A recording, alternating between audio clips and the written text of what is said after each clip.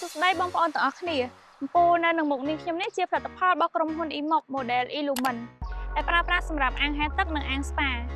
សម្រាប់កម្រិតនៅក្នុងការភ្លឺវិញគឺដល់ទៅ 10000K សម្រាប់កំពូលនេះផងដែរកម្លាំងរបស់វា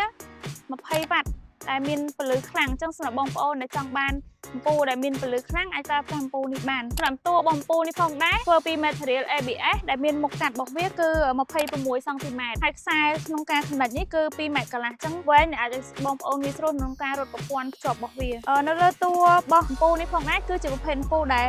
រាងស្ដើងអញ្ចឹងងាយស្រួលក្នុងការដំឡើងបងប្អូនចង់បានប្រភេទកំពូលដែលវារាងស្ដើងអាចប្រើប្រាស់ប្រភេទនេះបាននៅខាងក្រោយរបស់កំពូល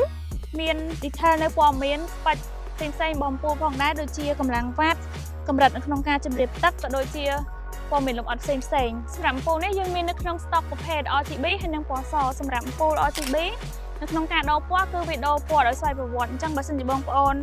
ចង់កំណត់ពណ៌របស់អំពូលនេះយើងក៏មានសម្ភារៈសម្រាប់កំណត់ពណ៌របស់អំពូលនេះផងដែរយើងនឹងជួបគ្នានៅវីដេអូមួយទៀតដែលក្រុមការងារយើងនឹងបង្ហាញអញ្ចឹងសម្រាប់បងប្អូនដែលមានចំណាប់អារម្មណ៍ឬក៏ចង់កម្មអំពូលនេះទៅប្រើប្រាស់អាចទាក់ទងមកកាន់ page ទាំងអង្គទឹក 6A ឬលេខទូរស័ព្ទនៅក្នុងវីដេអូនេះបាយបាយ